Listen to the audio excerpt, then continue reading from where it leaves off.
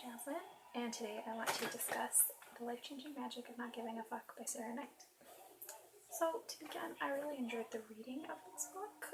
It was very, very funny. I found myself laughing out loud several times. So I thought the book was very funny. I thought that, several lines made me laugh out loud. You can tell that Sarah Knight is a practiced, funny person.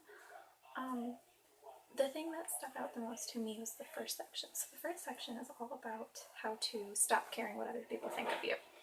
And as someone who cares quite a lot about what other people think of me, I'm always looking to become more comfortable in myself and to let myself be disliked by some people, to let myself not be so worried about being popular or whatever. And her advice was essentially, you can't control how people think of you. All you can do is be a good person, be a nice person, be polite, and that's it.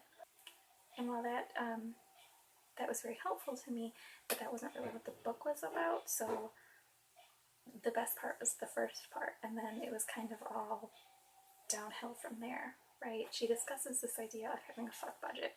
So only being able to care about a certain number of things in the day, and that's really helpful, but I don't know how to come up with that for myself. I don't know how to, come up with the parameters of my fuck budget and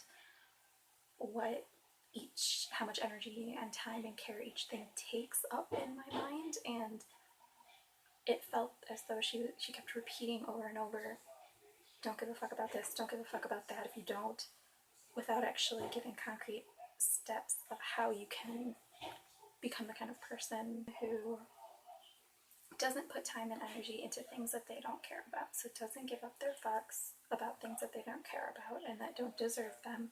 But she doesn't give any concrete steps, I felt, as to how. It was more focused on being a parody of the KonMari method from The Life-Changing Magic of Tidying Up than being a self-help book in its own right. And so that was frustrating to me. And that, in the end, is what the book was lacking, was a premise of its own.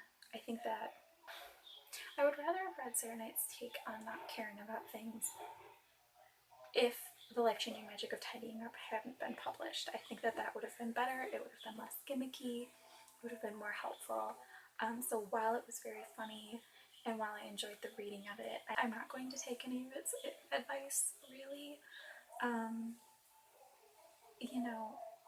I appreciated that she polled people, and everybody wants to give less fucks than they do, and everybody wants to be the kind of person who can just quit their job because they don't enjoy it.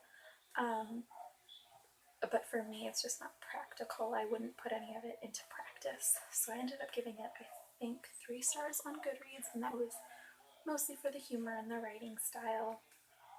A lot of people had a problem with just how much she curses, but I don't think that you should have been surprised by that. The book is called The Life-Changing Magic of Not Giving a Fuck.